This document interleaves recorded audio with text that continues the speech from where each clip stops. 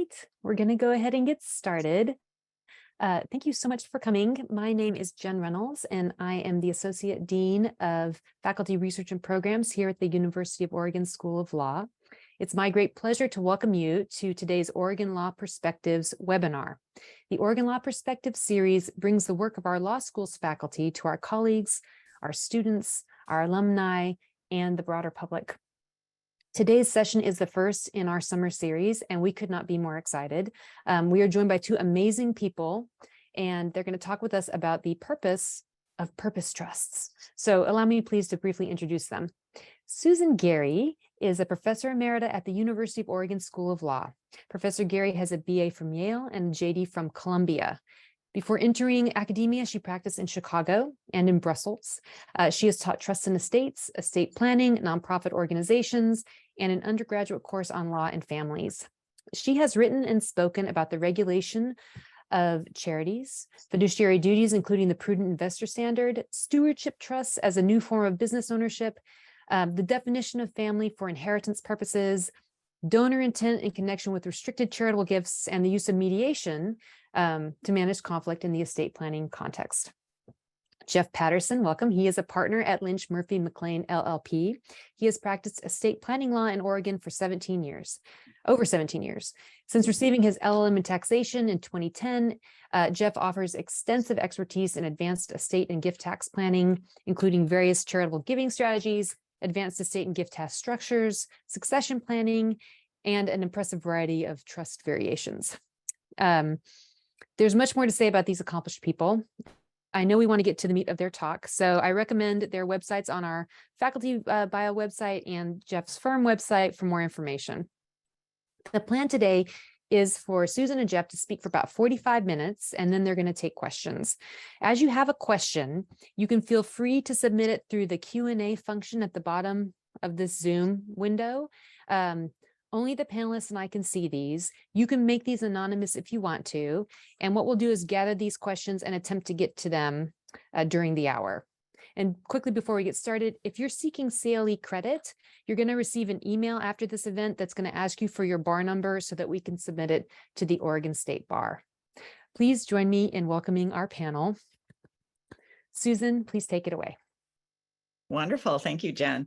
And I will say, with all the various things I've worked on that Jen just described, I am more excited about purpose trust than I've been about really anything that I've worked on. I think the potential for their use and the good that this structure can do is pretty phenomenal. So I'm going to start with a brief introduction and a little bit of an explanation of Oregon's role in this, why Oregon is at the forefront of this new structure. I'm really happy that we have Jeff with us because he's actually doing the work. I'll just talk about it. He works with clients. And so he's going to talk about more of the specifics about how it works, probably get into more of the details that you're curious about. I do want to say a couple words about the Patagonia transition because that's been in the news a lot. With that, let me just start with some background. So the problem that a purpose trust, and here in Oregon, we call them stewardship trusts, seeks to address is that sometimes a business owner wants the business to continue without them when they're retired or done. And they want some assurance that the people who understand the business will continue to run it. This is the idea of steward ownership or steward control, in contrast with owner control. The employees, managers, even customers may have a better sense of what the business needs to flourish than distant shareholders who may be able to buy the shares, but may not be interested in the community itself or the product. And for some owners, having the business continue is a legacy for the business owner. A related problem is that when an individual owns stock in a company, at some point, the individual may want to exit, may want to get their money out of the company. And that may happen on retirement for a business owner. It may happen for other reasons. And that becomes an important consideration for the business and whether it will be able to continue. One thing to note in that regard, one of the things I found in some of the research I've been doing, There are multiple statistics, but one of the ones I found was that some 2.9 million businesses in the United States are owned by baby boomers. Baby boomers who have already reached retirement age. They may not have retired, but they could. And that's pretty scary because I've also found a statistic that when businesses are put on the market, only 10 to 30% of them are actually sold. So the idea that, well, we don't need to worry about it until parents die because we'll just sell the business after they're gone may not have the outcome that everybody hopes. The result may be that the business will close, those jobs will be lost, and the community will lose the business.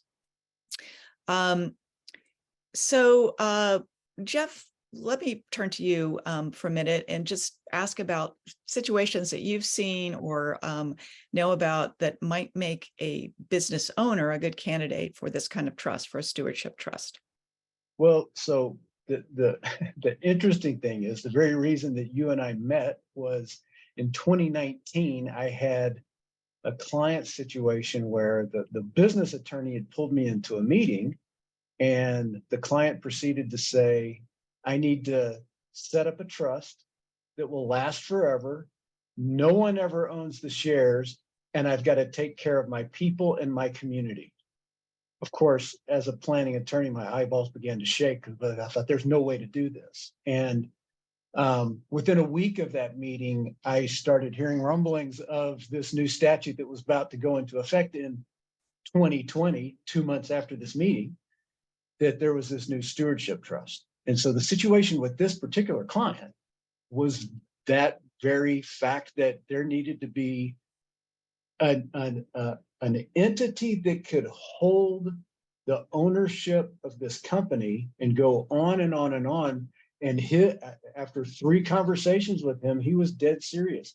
No one will ever own the shares of this company so that they can never sell it and that it can continue to provide for the employees that had been with him for years and the community where his company was located. And it was absolutely the perfect storm for setting up a stewardship trust that could hold the control of that company and could do all these various financial and philanthropic things that this business owner wanted to do. And there was an added piece that his children were not involved in the company. They never had an intention of owning the shares. And he wanted this to go on forever. That was the one key one that actually got me into this field and started working with these trusts. So we have that issue. We also have the potential that we have a company that has multiple shareholders. They may have dozens of shareholders, and again, they don't want the company to become fractionalized as their shares go down to their heirs, and they want to maintain that centralized control of the company so that it will go on and on. There's also an aspect of, even if it does go down to heirs or another generation, that it would be protected against creditors and divorces and lawsuits, and the management and control of the company can be protected from some of the mayhem that can happen in life. Thanks. Yes. Mayhem indeed, which is why the planners are important.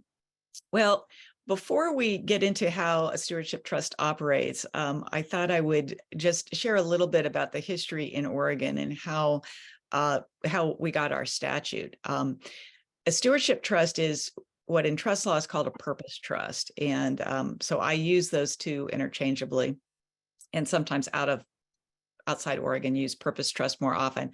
That's what people are a little more accustomed to. It's a trust for a purpose rather than for beneficiaries. And historically, purpose trusts were used to hold things like cemetery plots. So I might have a trust to maintain my own cemetery plot in perpetuity. And that is not a charitable trust because it's just my cemetery plot, but it's also, there's no beneficiary because I'm in the plot and no longer a living person. So the trust code adopted a purpose trust statute with that idea in mind. The comments talk about cemetery plots, and that's sort of what was going on. But a few lawyers saw the purpose trust statute and thought, this might be an interesting way to hold a business. And then so I have to tell the story by using our local example, organically grown company, a Eugene company that created one of the very first purpose trusts in the United States. And they're the reason that I got involved with this. So back in 2018, OGC faced the problem of having founders who were ready to retire. They had multiple founders, not a huge number, I think, but multiple. They were ready to retire. They needed their equity to fund their retirement. And the company was profitable. It was a strong company. It still is a strong company. And it would have been easy to sell the company. But in fact, that was some of the concern, is that the company could be purchased by some giant agribusiness corporation that wouldn't care about the mission that OGC had always had. Organically Grown Company, by the way, is a company that distributes organic produce. It's a distributor. But they've always been mission driven, and they have always been profitable, but they've always been about using profits for mission and not simply to provide more money for shareholders. So an OGC employee, Natalie Reitman-White, who is going to say a few words later on in this webinar, she's on with us today,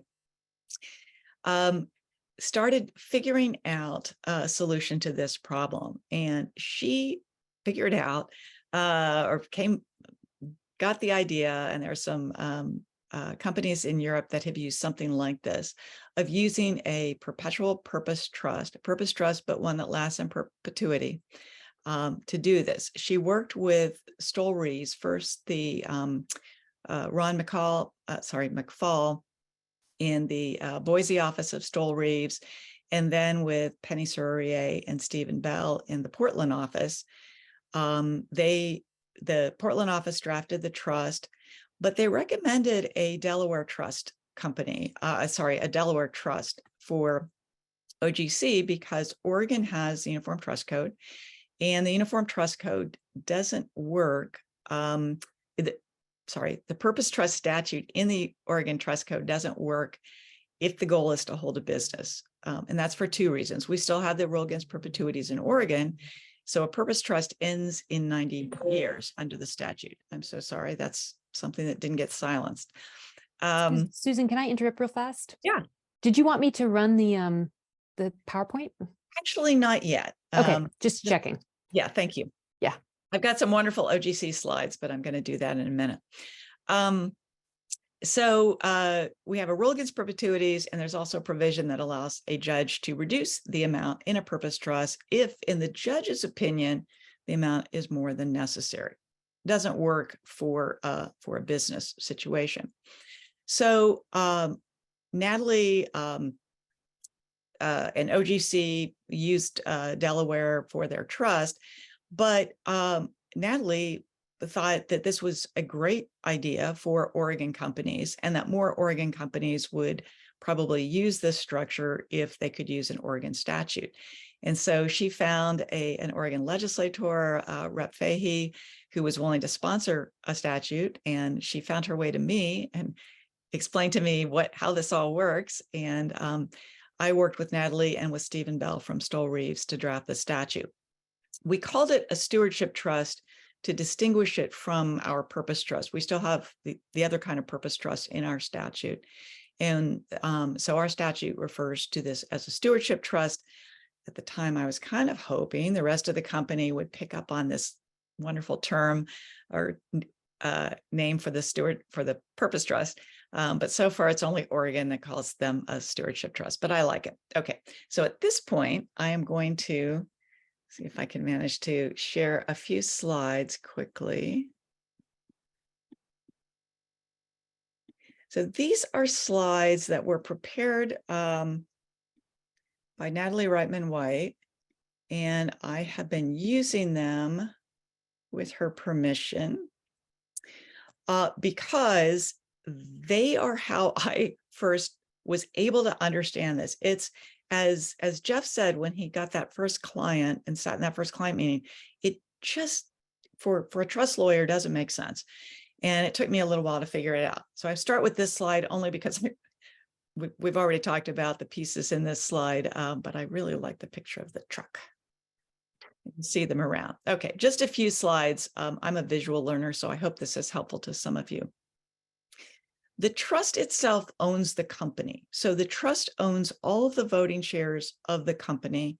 You see there the name of the OGC trust. And you also notice that Organically Grown Company is a benefit corporation. They are a certified B corporation, I believe. I think that's right. And sometimes when I talk about this, I get the question of, well, wouldn't it be okay just to be a benefit corporation and get certified B Corp status? And that's great. That indicates that the company is working toward missions other than money for shareholders. But the shareholders can change that at any time. And so into the future, the shareholders could decide, well, that's all well and good, but we really want to focus on profits for us and not deal with all this B Corp certification stuff. And so that could be changed. And what a purpose trust or a stewardship trust does is lock down the purpose. It's possible to change it if that becomes really necessary, but it's not easy. And the intention is that this will operate in perpetuity. As Jeff said earlier, that's what the client wanted. So the company provides only minimal distributions up to the level of the trust. We're going to talk about taxes. That's important. This is not a tax advantage situation. We don't want money at the trust level because it will be subject to tax at a high rate. There may be, and OGC has, non-voting preferred shareholders, so some distributions are made to them. But then profits are reinvested for the most part in the company and in stakeholders. Governance, we're going to talk more about this. So I'll just show you this visual for a minute. The stakeholders elect the stewardship committee, and the stewardship committee is really, they're the folks who are in charge maintaining the purpose of the way the business is being run. This is a directed trust in trust law terminology. Stewardship committee directs the trustee. The stewardship committee, by directing the trustee, elects the board of the company. Company continues to be managed by its managers. And here's my favorite slide. This is how I finally figured out how all of this works. You see this trust stewardship committee directing the trustee. The trust stewardship committee is elected by stakeholder groups. I've got one last slide to look at the stakeholder groups for OGC. You see the stakeholders down there at the bottom of the screen. Employees are always important. I think with all of the companies that I've heard that have done this, the employees have a big voice in what's going on. But for OGC, they have always been very inclusive, and they wanted to have input from their customers and from the producers of the organic produce and the community itself. They've always been very connected to the community. So all of those groups elect the trust stewardship committee, which directs the trustee and appoints the board of directors of the company. There's also, of course, a trust protector because this trust has no beneficiaries. Trust and protector is important. And that's an extra layer. And I agree with the way this was structured, and it's the way our statute is structured, that we have a trust protector and in addition, the trust stewardship committee. So we've got multiple levels of oversight. And so here's the last slide I want to share, looking at the stakeholder groups, just to make the point that it's not necessarily every farmer who's growing organic produce who gets to vote. It's particular farmers who have been suppliers of OGC for a period of time. With employees, it could be employees who have been with the company for a set number of years. or it could be every employee. These stakeholder groups can be defined in the trust agreement, depending on what the company wants. Okay, I'm going to stop sharing and move things around just a little bit. Okay, so now I do want to get back to Jeff. You're wondering why you can't hear more from him, to talk about financing. So Patagonia was in the news when the Patagonia transition happened. Patagonia's owners, Yvon Chouinard and the family members, made a gift of all of their stock. All of the stock of Patagonia was given to a combination of a purpose trust. The voting stock all went to the purpose trust, and non-voting stock with dividend rights went to a 501c4 social welfare organization. Most business owners cannot afford to make a gift of their entire company, and they want or need to get some money back from their equity to finance their retirement, perhaps, or to make a gift to family members. And so most of the companies that I'm familiar with have structured this as it may be a part gift, part sale, but at least part of what's going on is a sale of the stock that is in the hands of the original owners, the founders, or family members, a sale of the stock back to the company. So Jeff, talk to us about how that works. How does the financing for this work? Yeah. Oh, start to peel that onion, right? Okay, yeah, punt it over when it gets technical. Okay, so, well, okay, I have to make this comment. So when I contacted Susan initially to ask questions like, what the heck is this stewardship trust? You look at the statute and it doesn't go on and on for pages. It's a very, I'm not a law professor, so forgive me for using these types of terms. It's a permissive statute, right? So it says you may do this, you may do that. Well, as a tax and estate planning and business structure attorney, the first thing I start thinking of is taxes and how do we structure this and how does it fit together? And so my conversation with Susan was, okay, is this a grantor trust? Is this a C corporation? Is this, and as the tax questions came up, the response was, well, that's an interesting question. I was like, that's not the answer I was hoping for. So it is not it's not a statute that says here's how it's going to work. So in my world, I think great, we've got lots of flexibility. So the larger transactions are set up as a C corporation because we're going to have possibly only one voting share, the management and control held in the trust. And the investors, the other stakeholders, are going to have preferred returns, and they're going to purchase the shares from the original shareholders of the company. So there's actually going to be payments going back and forth. So that's kind of that initial structure. Some of the smaller companies, a couple that I'm working on right now, we're fairly certain we're going to set up the trust as a grantor trust. What is in our world is referred to as an intentionally defective grantor trust for income tax purposes. We're going to have the current owners that are trying to retire make some gift of shares into that trust. It'll be their voting shares. In the estate planning world, this is actually almost completely opposite from the traditional defective grantor trust sale. Because usually we're wanting the shareholders to retain control but get the value out of their estate. We're actually doing the opposite. We're trying to get the voting control into the grantor trust, and they're trying to get what could be, an income stream for retirement or a lump sum payment for retirement. So we're actually trying to get the value to them, which in some estate planners' minds and trust attorneys' minds, that's kind of opposite. But that's what we want. And that's, from what I understand, that's how OGC was set up, and a couple of others that I'm working on right now. That's what we're trying to do. We're trying to get value to the owners.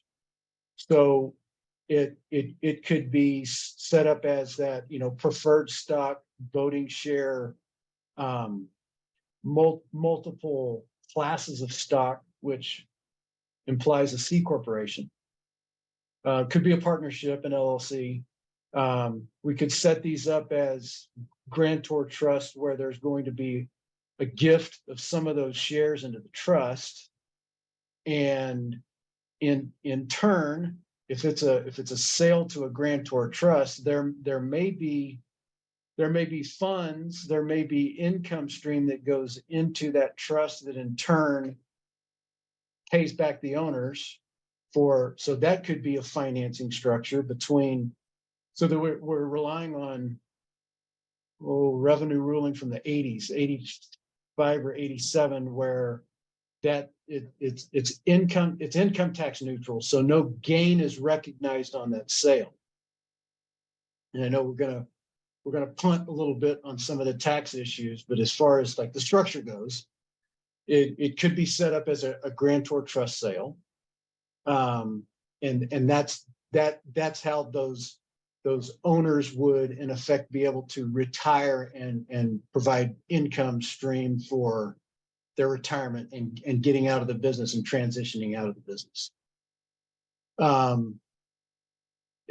Not necessarily tied to the financing, but some of the other structures that I've set up is actually a testamentary transfer.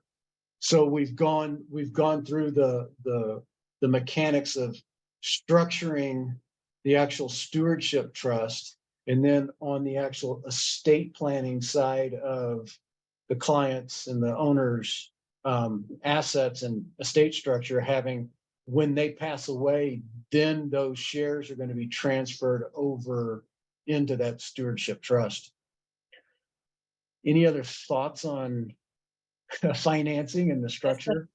Well, the other thing I wanted to ask, I know OGC got a loan to help with their financing, which then they repaid from operating revenues over time. Have you seen that with some of the other clients? And is that, are lenders willing to loan to, this is a new structure. So one of the things I'm wondering about is, are lenders going to feel comfortable making loans in these? Interesting. So yes, two different structures. There have been loans in place. One of the issues that comes down to how to structure this thing is who's going to be the guarantor on the loan, right?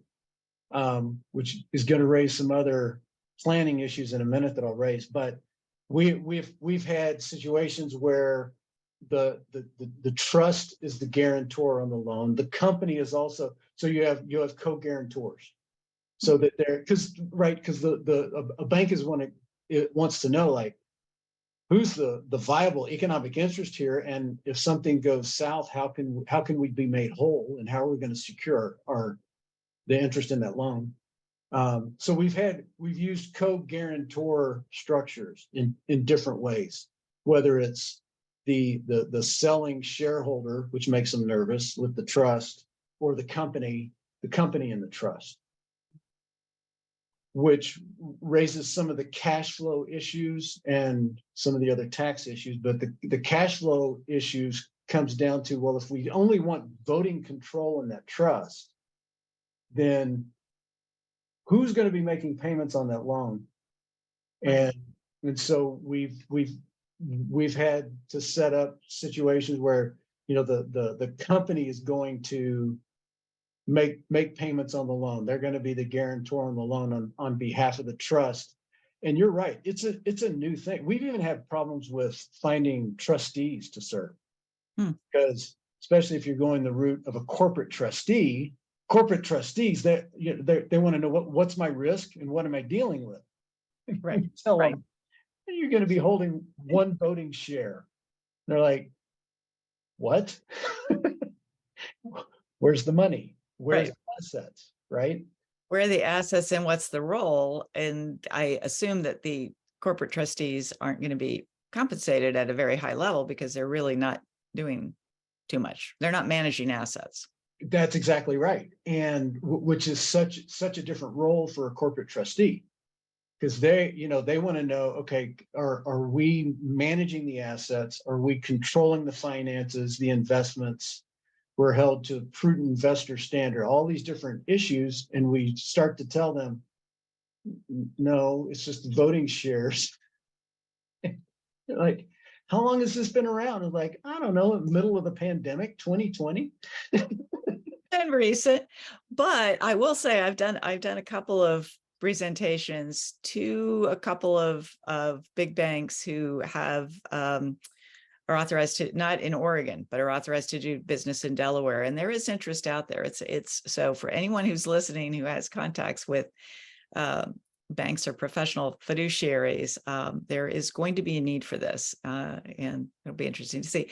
Well, Jeff, what about, we talked about money on the front end. What about the profits? How are the profits distributed, and what's the structure for using the profits of the business, given that there are no shareholders to get the profits? Right. So we have voting shares sitting in the trust.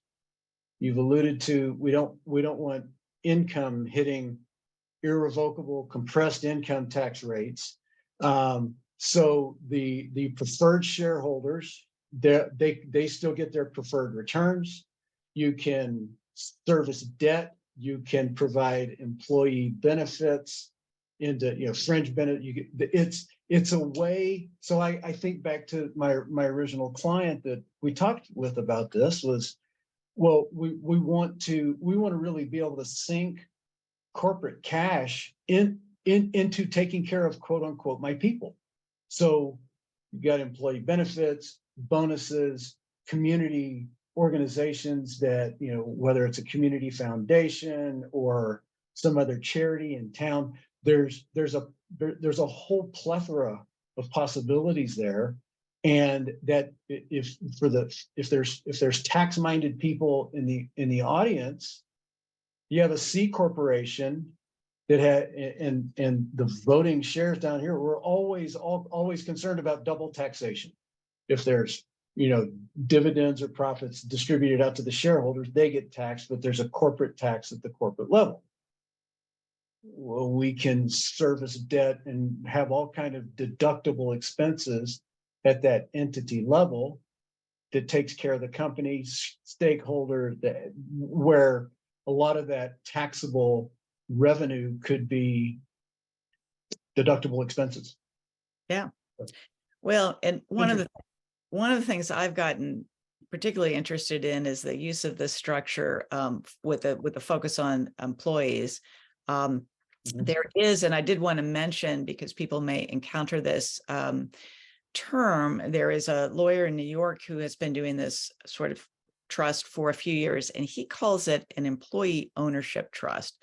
So if you Google employee ownership trust or EOT, I originally thought, oh, it's some kind of actual employee ownership trust. And it turns out it's not. It's a purpose trust. The employees don't own the stock of the company, but the trust is set up just in the way that we've been talking about, to benefit the employees through employee benefits or profit sharing, and through some form of employee control. So the employees have a voice on what we call the stewardship committee. So that's been happening as a way of transferring a lot of control of the business and the benefits of the business to the employees, but employees from time to time, not just the current employees. And I did want just to mention how this is different from an ESOP, because people think about employee control, well, we'll set up an ESOP, and that's great for employees. ESOPs do a lot of good for employees, but ESOPs are for the current employees. The current employees get shares when those employees leave the business or retire. They get paid out, and there's nothing to protect the business from being sold to somebody else, and the employees might lose their jobs, and the ESOP is only there for the current employees, and the ESOP fiduciary may actually have a duty to sell the business if they get a very good offer for the business. That was a concern that OGC had. They did have an ESOP, but it doesn't protect the business itself. In addition, ESOPs are really expensive to operate, is my understanding. They're very complicated, and there are a lot of ongoing expenses. They do have tax benefits, which the stewardship trusts don't have. And I've got an article I'm working on to propose that the federal government should create tax benefits for these stewardship trusts if they are for employee benefit. So we'll see how that goes.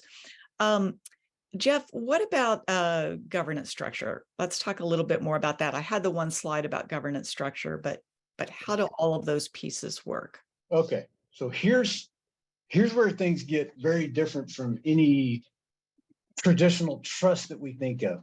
So in my mind, when I'm trying to explain a trust to a client, we typically have a grantor, a trustee, and a beneficiary. We have three roles. We have a creator who sets the terms of the trust and puts the assets in the trust and appoints a trustee who handles the assets that are in the trust, that typically has the discretionary power, how to invest things, how to make distributions, really it has control and is the gatekeeper of the trust for the benefit of the beneficiaries. Those stewardship trusts, in effect, have three roles, but a minimum of five people or five participants. Let's say that, right? So we have the stewardship committee, the trustee, and trust enforcer, right? The stewardship committee must be no fewer than three people, three participants. Typically, it's going to be a person. And then there's so the real action is over with the stewardship committee. They are the ones that direct the trustee, that get the trustees report, make the distribution, elect the board of directors. The trustee is the role that handles the voting share. So that's going to be the ultimate vote of who is directed by the stewardship committee. And then there's a trust enforcer. So the trust enforcer does just that and makes sure that the trust is operating according to the purposes under which it was established. So I am forever indebted to one of my former colleagues that as we started looking into this, she made the comment, this is basically setting up a board of directors for the voting share of the company that will then direct how, because when we think of a corporation, we typically have the equitable owner is the shareholder. Shareholder elects the board of directors. The board of directors appoints the executive, the president and vice president, right? Appoints the officers. And so now we're just taking a board of directors and we're putting it in control of the vote of the company. It sounds fairly simple. Oh, okay, I just have to have 5 people. But in structuring these, what that leads to is, well, wait a minute, let's think down the road. This is in perpetuity. So even though that's basically what the statute sets up, is you have these 5 participants, what you really got to think through is, okay, what about the succession? Who are these 3 stewardship committee people going to be? Are they what we keep referring to as stakeholders? Is it a supplier? Is it an employee? Is it a contract? Who has a stake in this company for going on for years and years and years? So we need to set up a structure like how are these 3 seats going to be, minimum of 3 seats going to be filled? And what if that person resigns, retires, dies, becomes disabled? Now, how are they then going to be replaced. The stewardship committee has the ability to remove and replace the trustee, right? And then the trust enforcer has the ability to make sure that the stewardship committee is operating the company and voting the company in the manner in which is following the purpose of the trust. Purpose of the company, I should say. So when we think through like our uniform trust code reporting requirements, the trustee still has the requirement to provide an annual trustee report, but the trust enforcer really steps into the shoes of the qualified beneficiary under the trust code reporting requirements. So the trust enforcer is really the one that now receives that annual report from the trustee that's been directed by the stewardship committee. You want me to keep going on that, or yeah? This thing is literally peeling an onion. Because then, okay, well, who's going to be the trust enforcer? Right. Who knows enough about the company to be in a position to say, yes, you are operating this company the manner in which the original owner set this up, or not, right? Yeah. And so what the other place that leads to is, do we need to set up some form of a grievance proceeding? And who can bring a grievance? Should it be it? See, yeah, this just turned into a 3-hour presentation. So well, it does, and it's one of the things you said is what I always puzzle over, and I typically get questions about, is the succession of those. You can imagine who fills those roles today, but in perpetuity it's a long time, and that it gets more complicated.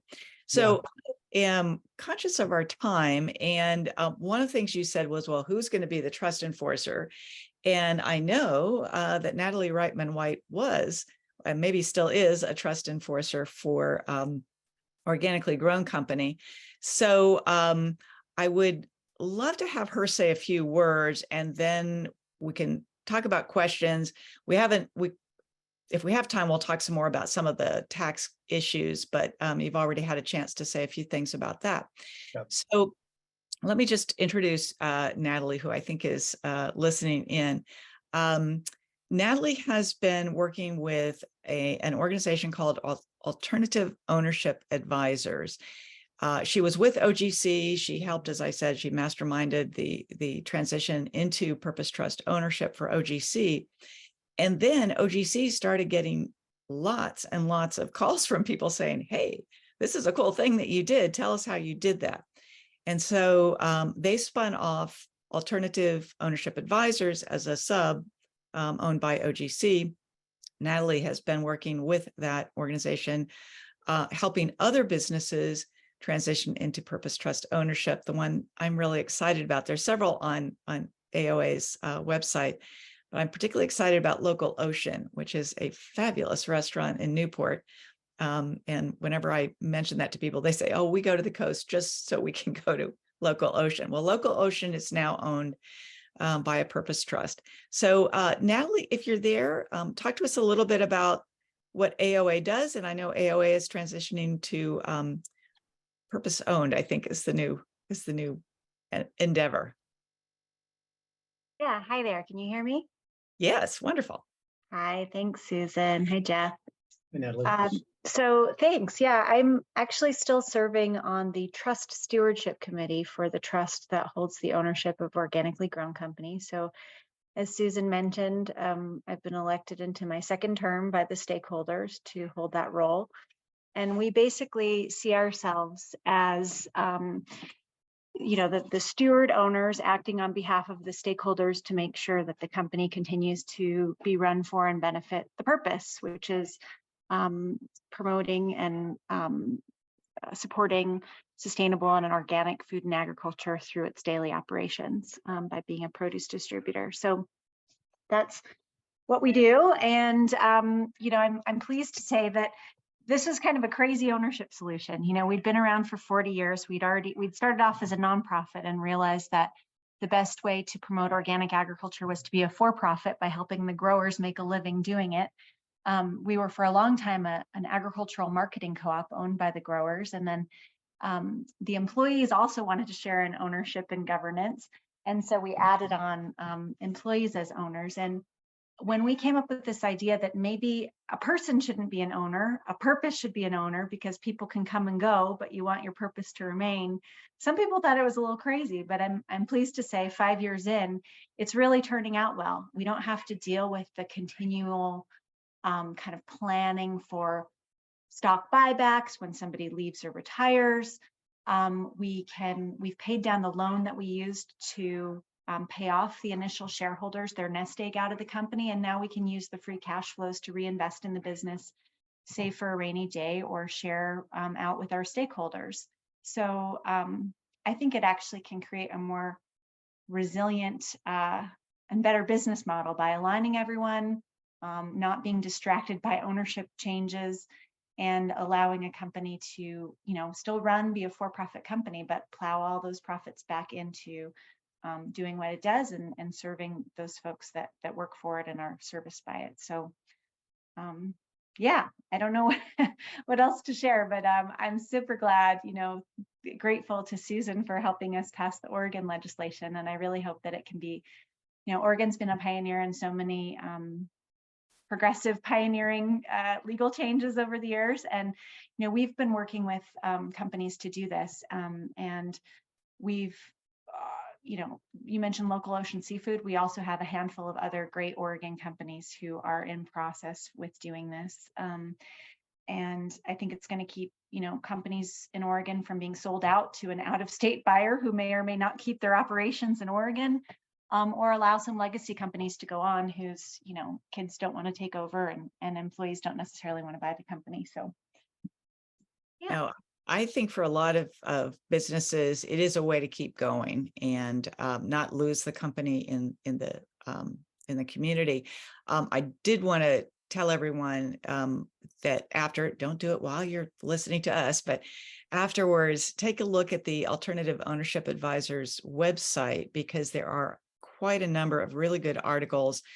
They're short, but really good articles addressing a number of the issues that we've talked about today, and that the Alternative Ownership Advisors consults with companies that are interested in pursuing this transition, but then they don't offer the legal services, so they then connect with lawyers. And I know Jeff and Natalie have worked together with clients to accomplish what they need to do, and they've done terrific work. We've gotten a couple of questions that I wanted to address. One is, will the slides be provided? Yes, I can provide the slides. I will figure out with Jen how we do that. There is not a particular outline. I have some notes. You can probably tell I'm taking a look at notes as I read, but not so much of an outline. But I have a law review article that I've written about this that I'm happy to share. I've got another one that's not out yet, but I have one that's done. So we do have materials, and I will check with Jen about how to make those available. There was a question about a trust enforcer and trust protector. Those, when I was writing a casebook, I tried to distinguish between those terms. Those terms are both used. Lawyers use trust protector more often, but statutes use trust enforcer more often, and we use trust enforcer because that's what the trust code uses. But I don't think there is a difference. And before I let Jeff answer if there's more there, I did want to answer the other question, which was about the difference between a perpetual purpose trust and an employee ownership trust. There is not, as far as I can tell, and I've looked at this a lot in connection with the article I'm working on now. The employee ownership trust is a perpetual purpose trust. It is one for which the focus is really on the employees rather than the other stakeholders. OGC had 5 groups of stakeholders. for an employee ownership trust, it really is focused on the employees, but it's set up in the same way, as far as I can tell. I think it is a bit of a marketing tool. The comment says it's confusing to clients. So I may have to rethink this. In the article I'm writing, I'm focused on employees, and I was going to create yet another term and decided that that would be more confusing. So I decided to use employee ownership trust because that seems to be used, but I do find it confusing. I agree with that. Jeff, follow-up comments on any of those questions? On that one, the issue with the employee ownership trust or own trust, we ran into a financing problem where and I was kind of off to the side, but I was not directly dealing with the bank.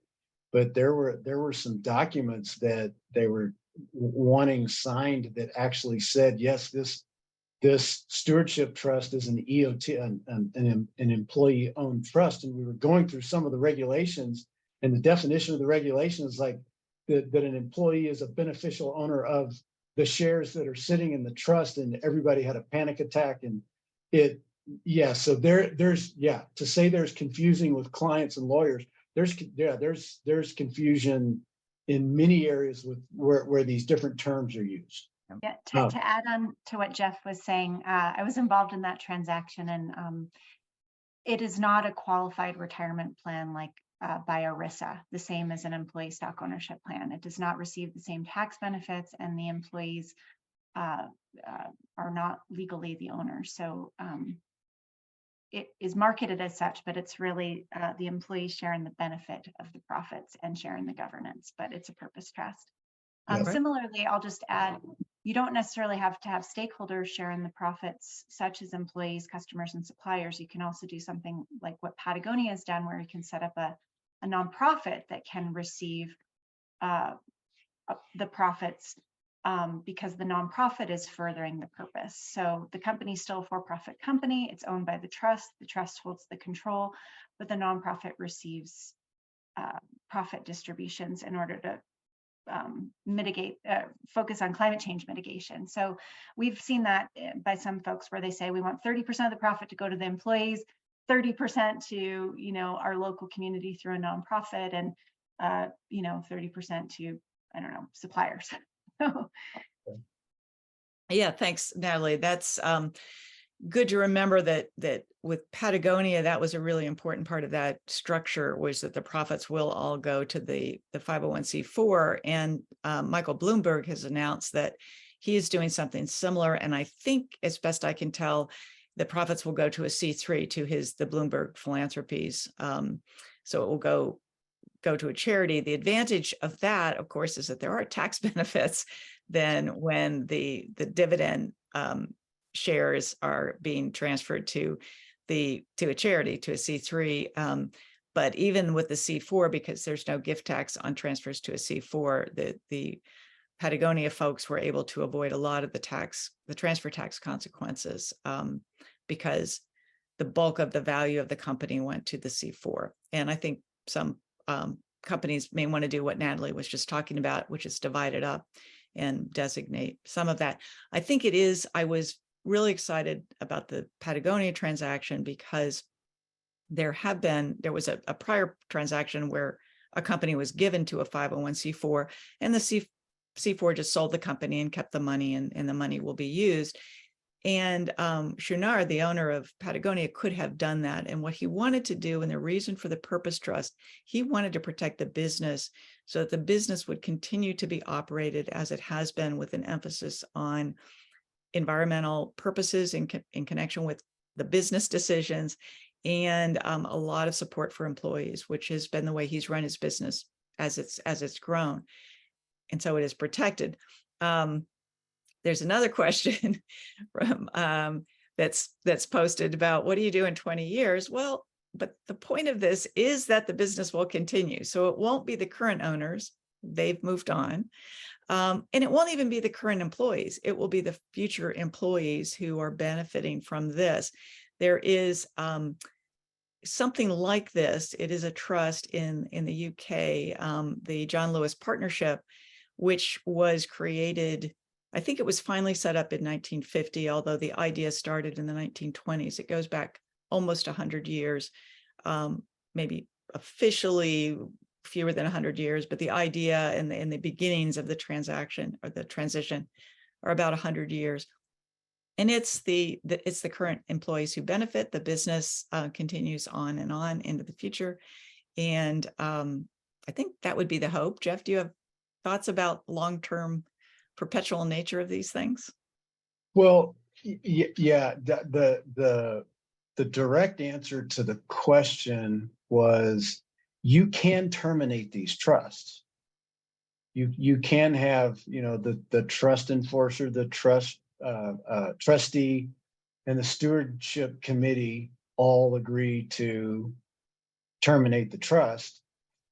But the flip side of that is it's really difficult because you have to get you have to get an agreement from those three different roles, which was kind of the purpose of what you're saying. Is we want it to go on and not be the easiest thing to terminate just because a couple of people retired. So it's possible, it's just not easy. Correct. And there is one more question about the preferred non-voting stock, which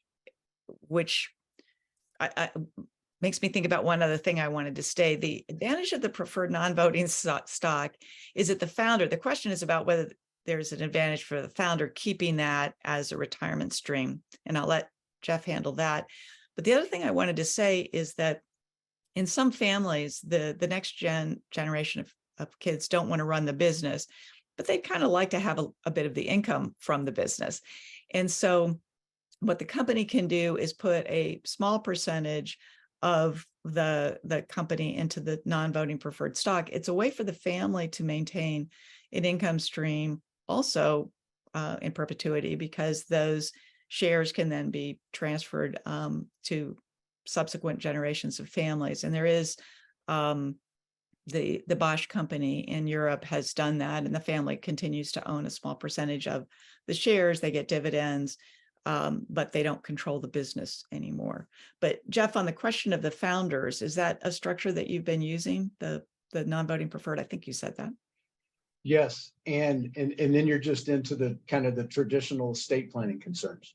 So you've got the voting and the control over in the stewardship trust that has that. I even hesitate to say this based on the 20-year question a minute ago. You've locked down the voting control, right? But then you've continued to give it through the estate planning succession. You've still given the benefit to the family, to the heirs, or whomever is structured in the estate planning succession. So yes, that is one of the very techniques that I have one in process right now. Then that's the whole plan. Well, it is 1 o'clock. That time just flew by. You all, this is a fascinating discussion, so informative, so enjoyable. Thank you so much. Everybody, thank you for coming. If you need CLE credit, please, you'll be getting an email and you can send in your information to our support staff here. If you'd like these slides, Susan said that we'd make them available. You can write to respond to that same email that you'll receive and ask for the slides. So thanks very much, Professor Gary. Thank you so much, Jeff Patterson. Thank you, Natalie, for all of your wonderful advice and information. And I hope you all join us for our next Oregon Law Perspectives in June. It'll be on using post hoc interventions to help with equity in sentencing. So a very different topic, but also very fascinating. Have a wonderful day, everybody. Thank you.